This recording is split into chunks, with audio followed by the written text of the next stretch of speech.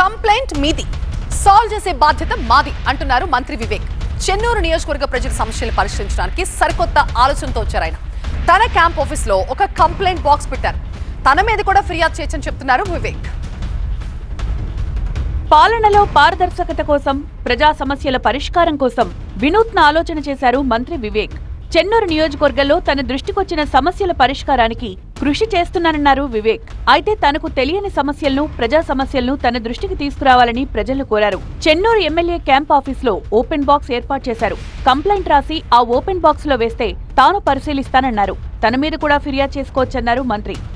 ఈ open box ఒకటి ప్రారంభం చేయడం జరుగుతుంది. దీంట్లో ప్రజల సమస్యలు ఏమైనా ఉంటే మీరు రాసి ఈ బాక్స్ లో పెట్టండి. దీనికి ఒక తాళం వేస్తా. ఈ తాళం కేవలం నా దగ్గర ఉంటుంది, ఎవరు కూడా తీయరు. దాన్ని నేనే ఓపెన్ చేసి నా మీద కూడా ఏమైనా విమర్శలు ఉంటే కూడా దీంట్లో ఈ డబ్బను వేయండి. నేను కూడా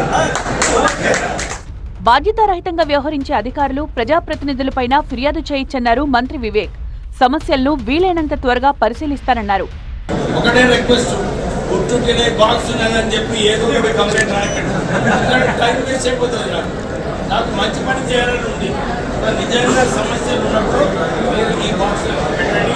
నేను పరిష్కరించి మీ ప్రాబ్లమ్స్ అన్ని కూడా సాల్వ్ చేస్తానని చెప్పి మీ అందరికీ భరోసా ఇప్పిస్తూ.